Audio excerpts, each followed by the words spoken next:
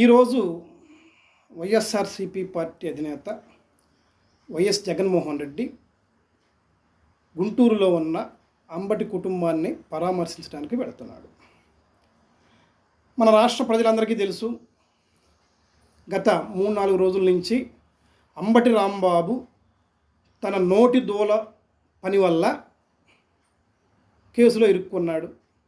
అంటే ఒక ముఖ్యమంత్రిని అన్పార్లమెంట్ లాంగ్వేజ్ భాషలో తిట్టడం వల్ల ఆయన మీద ఏ సెక్షన్ ప్రకారం కేసు నమోదవ్వాలో ఆ సెక్షన్ ప్రకారం కేసు నమోదైంది. రాజమండ్రి సెంట్రల్ జైలుకి రిమాండ్కు తరలించారు. ఈ సందర్భంగా ఆయన కుటుంబ సభ్యులను పరామర్శించడానికి వైఎస్ జగన్మోహన్ రెడ్డి గుంటూరు వెళ్తున్నాడు. ఏమని పరామర్శిస్తాడు? వెళ్ళాల్సిన అవసరం ఏంటి? అంబటి రాంబాబుకు జరిగిన నష్టం ఏంటి ఇందులో అసలు పరామర్శించడానికి? ఆయన నోరు అదుపులో పెట్టుకోలేకపోవటం వల్లనే ఆయన అరెస్ట్ చేసి తీసుకెళ్లారు. ఇది ప్రజలందరికీ తెలుసు. ఇప్పుడు అటు అంబటి రాంబాబుని పరామర్శించిన, ఇటు అంబటి కుటుంబ సభ్యులను పరామర్శించిన జగన్మోహన్ రెడ్డి ఏం చెబుతాడు? ఇదిగో అంబటి రాంబాబు, నువ్వు చేసింది చాలా తప్పు, భవిష్యత్తులో ఇలాంటి మాటలు మాట్లాడొద్దు, ఇటువంటి పనులు చేయటం వల్ల వైఎస్ఆర్సీపీ పార్టీ ఇమేజ్ డ్యామేజ్ అవుతుంది అని మందలించడానికి వెళ్ళాడా అంబటి రాంబాబు దగ్గరికి? మరి అంబటి కుటుంబ సభ్యుల దగ్గరికి వెళ్తున్నాడు.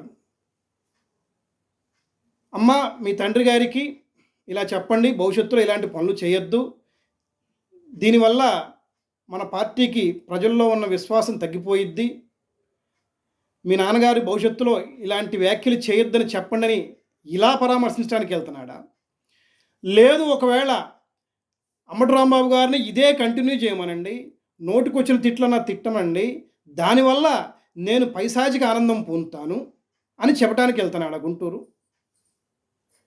ఇటువంటి వ్యాఖ్యలన్నింటినీ చేసి మళ్ళీ దీనికి కులాలను ఆపాదించుకొని కులాల మధ్య వైషమ్యాలను పెంచి రాష్ట్రంలో అల్లకూలలో సృష్టిద్దామని వెళ్తున్నాడా?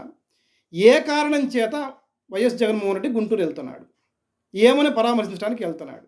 ఇది ప్రజలకి జగన్మోహన్ రెడ్డి ఒక క్లారిటీ ఇచ్చి వెళ్తే చాలా బాగుంటుందని రాజకీయ విశ్లేషకులందరూ తెలియజేస్తున్నారు.